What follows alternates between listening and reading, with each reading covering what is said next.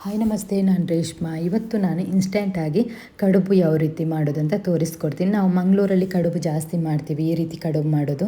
ಇದನ್ನು ನಾವೇನು ಮಾಡ್ತೀವಿ, ಅಕ್ಕಿ ರಾತ್ರಿ ನೆನೆಸ್ಬಿಟ್ಟು ಬೆಳಿಗ್ಗೆ ಅದನ್ನು ಗ್ರೈಂಡ್ ಮಾಡಿ ಅದನ್ನು ಪಾಕ ಥರ ಸ್ವಲ್ಪ ಗಟ್ಟಿ ಮಾಡಿ ಆಮೇಲೆ ಸ್ಟೀಮ್ ಮಾಡ್ತೀವಿ. ಆದರೆ ಇವಾಗ ನಮಗೆ ಸ್ಕೂಲ್ಗೆಲ್ಲ 7:30ಗೆ ಮಕ್ಕಳನ್ನು ಕಳಿಸ್ಬೇಕು, ಅದು ಬೇಗ ಆಗಲ್ಲ, ತುಂಬ ಬೇಗ ಎದ್ದು ಮಾಡಬೇಕಾಗುತ್ತೆ ಅಂದಾಗ ಈ ಥರ ಇಡ್ಲಿ ರವೆ ಇದ್ದರೆ ಸಾಕು, ನೀವು ಇನ್ಸ್ಟೆಂಟಾಗಿ ಕಡುಬು ಮಾಡ್ಬೋದು. ಈ ಇಡ್ಲಿ ರವನ್ನು ಏನು ಮಾಡಬೇಕು, ನಾವು ಉಪ್ಪಿಟ್ಟಿಗೆ ಯಾವ ರೀತಿ ರವವನ್ನು ಫ್ರೈ ಮಾಡ್ಕೊಳ್ತೀವಿ ಅದೇ ರೀತಿ ಸ್ವಲ್ಪ ಹೊತ್ತು ಫ್ರೈ ಮಾಡ್ಕೋಬೇಕು. ಅಂದರೆ ನಾನಿಲ್ಲಿ ಆಯಿಲ್ ತುಪ್ಪ ಏನೂ ಮಾಡಲ್ಲ, ಸ್ವಲ್ಪ ರುಚಿಗೆ ತಕ್ಕಷ್ಟು ಉಪ್ಪು ಹಾಕ್ಕೊಳ್ತೀನಿ ಇವಾಗಲೇ. ಯಾಕಂದರೆ ಒಂದೊಂದು ಸಲ ನಾವು ಮತ್ತೋಗ್ಬಿಟ್ರೆ ಮತ್ತು ಅದು ಸಪ್ಪೆ ಆಗುತ್ತೆ, ಅದಕ್ಕೋಸ್ಕರ ಇದನ್ನು ಸ್ವಲ್ಪ ಹೊತ್ತು ಕೈ ಆಡಿಸ್ತಾ ಇರಬೇಕು. ಅದು ಸ್ವಲ್ಪ ರವೆ ಸ್ವಲ್ಪ ಅರಳಿದಂಗೆ ಕಾಣುತ್ತೆ, ನಮಗೆ ಗೊತ್ತಾಗುತ್ತಲ್ವ, ಆವಾಗ ಗ್ಯಾಸ್ ಆಫ್ ಮಾಡಬೇಕು. ಮತ್ತು ತುಂಬ ಕೆಂಪು ಬಣ್ಣ ಬರಬೇಕು ಆ ಥರ ಎಲ್ಲ ಏನೂ ಇಲ್ಲ, ಸ್ವಲ್ಪ ಹೊತ್ತು ಬಿಸಿ ಆಗಬೇಕು ಆ ಥರ. ಈ ಕಡೆ ಇನ್ನೊಂದು ಕಡೆ ನಾನು ಏನು ಮಾಡ್ಕೊಳ್ತೀನಿ ಅಂದರೆ ಸ್ವಲ್ಪ ಒಗ್ಗರಣೆ ಎಲ್ಲ ಮಾಡ್ಕೊಳ್ತೀನಿ. ಅಂದರೆ ಇದಕ್ಕೆ ಇದು ಸಾಸಿವೆ, ಉದ್ದಿನಬೇಳೆ, ಕಡಲೆಬೇಳೆ, ಸ್ವಲ್ಪ ರೆಡ್ ಚಿಲ್ಲಿ ಹಾಕ್ತೀನಿ. ಮತ್ತು ಇದು ಕರಿಬೇವು ಸೊಪ್ಪನ್ನು ಚಿಕ್ಕದಾಗಿ ಕಟ್ ಮಾಡಿ ಒಗ್ಗರಣೆ ಮಾಡ್ಕೊಳ್ತೀನಿ.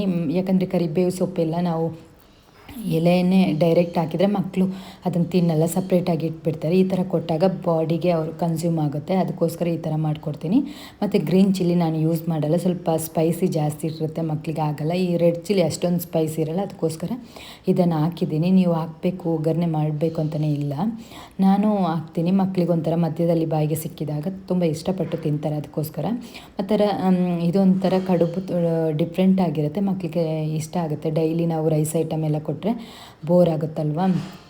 ಅದರ ಜೊತೆಗೆ ಲಾಸ್ಟಿಗೆ ನಾನು ಸ್ವಲ್ಪ ತೆಂಗಿನ ತುರಿನೂ ಹಾಕ್ಕೊಂಡಿದ್ದೀನಿ. ನೀವು ಡ್ರೈ ಕೊಕೊನಟ್ ಹಾಕ್ಬೋದು, ಇಲ್ಲ ಹಸಿ ತೆಂಗಿನ ತುರಿನೂ ಹಾಕ್ಕೋಬೋದು. ಈ ಥರ ಹಾಕ್ಬಿಟ್ಟು ನಾನು ಡಬಲ್ ವಾಟರ್ ಹಾಕ್ತೀನಿ. 1 ಗ್ಲಾಸಿಗೆ 2 ಗ್ಲಾಸಷ್ಟು ನೀರು ಹಾಕಿ ಚೆನ್ನಾಗಿ ಅದನ್ನು ಗಟ್ಟಿ ಹಿಟ್ಟು ಪಾಕ ಥರ ಮಾಡ್ಕೋಬೇಕು. ನೀವು ಕಡುಬು ಮಾಡ್ತೀರಲ್ವ ಆ ಥರ. ಸ್ವಲ್ಪ ಹೊತ್ತು ಅದು ಇಲ್ಲೇ ಸ್ವಲ್ಪ ಹೊತ್ತು ಬಾಯ್ಲ್ ಆಗುತ್ತೆ, ಬೆಂದುಬಿಡುತ್ತೆ ಸ್ವಲ್ಪ. ಮತ್ತು ಸ್ವಲ್ಪ ಹೊತ್ತು ಸ್ಟೀಮಲ್ಲಿ ಒಂದು 20 ಮಿನಿಟ್ಸ್ ಸ್ಟೀಮ್ ಮಾಡಿದ್ರೆ ಆಯಿತು. 20 ಇಲ್ಲಾಂದರೆ 15 ಮಿನಿಟ್ಸಲ್ಲಿ ಅದು ಬೆಂದುಬಿಡುತ್ತೆ. ಈ ಥರ ಚೆನ್ನಾಗಿ ಮಿಕ್ಸ್ ಮಾಡ್ಕೋಬೇಕು. ಉಪ್ಪು ನೋಡಿಬಿಟ್ಟು ಉಪ್ಪು ಹಾಕ್ಕೋಬೋದು ಈ ಟೈಮಲ್ಲಿ. ಆ ಥರ ಸ್ವಲ್ಪ ಹೊತ್ತು ಮಿಕ್ಸ್ ಮಾಡಿದಾಗ ಅದು ಸ್ವಲ್ಪ ಪಾಕ ಬರುತ್ತೆ, ಉಪ್ಪಿಟ್ಟು ಥರ ಆಗುತ್ತೆ. ನಮಗೆ ಅದು ಕೈಯಲ್ಲಿ ಇಟ್ಟಾಗ ಅದು ಉಂಡೆ ಕಟ್ಟಕ್ಕೆ ಬರಬೇಕು, ಆ ಥರ ಮಾಡ್ಕೋಬೇಕು ನಾವು. ಅಷ್ಟೊತ್ತು ಸ್ವಲ್ಪ ಹೊತ್ತು ನಿಮ್ಗೆ ಗೊತ್ತಾಗುತ್ತೆ, ಕೈಯಲ್ಲಿ ಟಚ್ ಮಾಡಿದಾಗ ಅದು ಅಂಟಲ್ಲ ಆ ಥರ. ಇವಾಗ ಈ ಒಗ್ಗರಣೆನ ಹಾಕ್ಕೊಂಡು ಮಿಕ್ಸ್ ಮಾಡ್ಕೋಬೇಕು.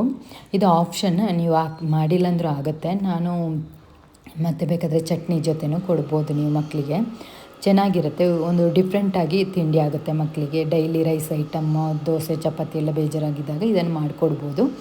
ನಾವು ಜಾಸ್ತಿ ಮಂಗಳೂರವರು ಜಾಸ್ತಿ ಕಡುಬು ಮಾಡ್ತೀವಿ.